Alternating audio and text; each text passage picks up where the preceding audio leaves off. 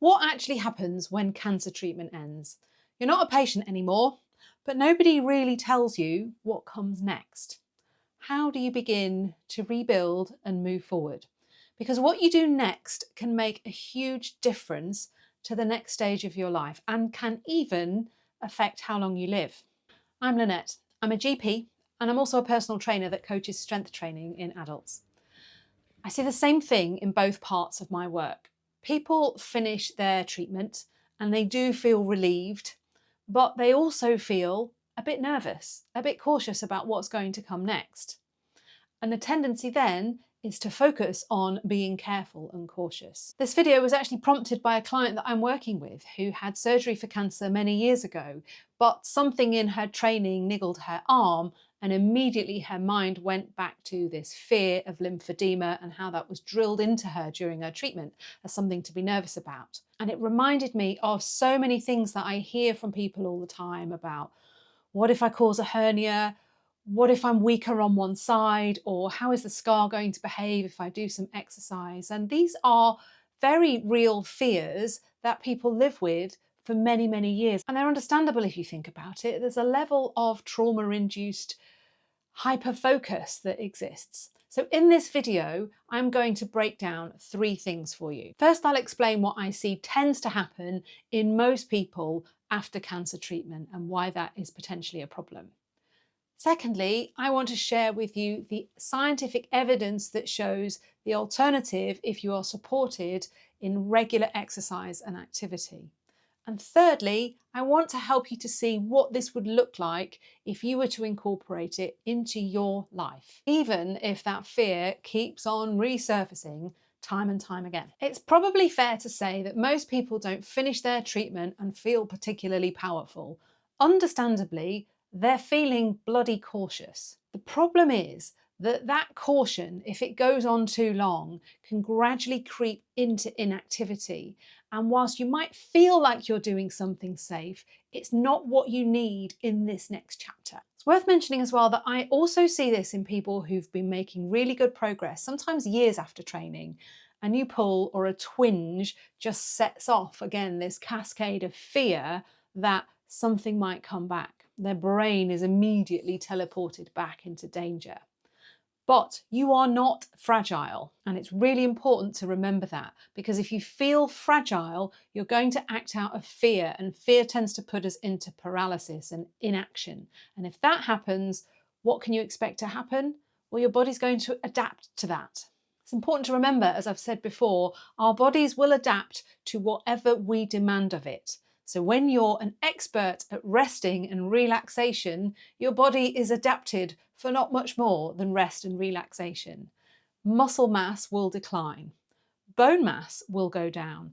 Your cardiorespiratory aerobic fitness will deteriorate as well, leaving you feeling short of breath even on the slightest bit of an incline. The problem with that mixture of things is that leads to a decrease in insulin sensitivity, and that opens the door to a potential new load of problems, which, trust me, you really do not want. So it's really important to remember that what can feel like self-protection can quietly tip into something that's harmful in the background. Let me show you what a difference exercise can make with some good, solid clinical data. One of the most powerful studies we've got in this area was only published relatively recently. It's called the Challenge Trial. And the Challenge Trial took a large number of patients who'd completed their surgery and chemotherapy for stage 3 colon cancer, and they got randomized into 2 groups. The trial arm of the group got supported, structured exercise, and the control group just got health education. After 8 years, 80% of the trial arm were still alive versus 74% of the control arm. So that's an absolute difference of 6%. And if you're thinking, well, that doesn't sound very much, trust me, in oncology terms, that is really clinically meaningful, believe me. And it doesn't just apply to colon cancer as well. In a pooled analysis of 17,000 participants across all different types of cancer, it was shown that those who became physically active after their diagnosis had a better survival from all causes compared to those who remained inactive. And the brilliant thing about this trial was Even if people were inactive before their treatment and their cancer diagnosis, they still got the benefit. And the best bit is these people didn't go on to become elite level athletes. These people became active enough to meet national recommended guidelines on activity. So, if all the evidence is pointing in this one direction, what does that national recommended guidance look like in your life?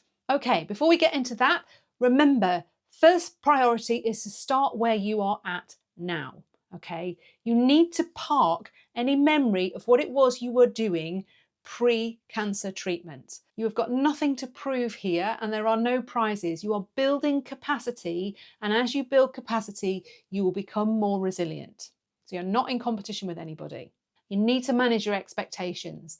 Your stamina is going to have reduced. You may have a lot of asymmetry in terms of your muscle and power. Things may feel stiff or tight. That is not a failure. That's just a change in your physiology, and it adapts. It's trainable. So in light of that, number 2 is use graded exposure. Confidence doesn't come out of nowhere. It comes through building trust, and that trust will come from repeating the same things predictably. You can use small loads and you can practice, recover, practice and recover.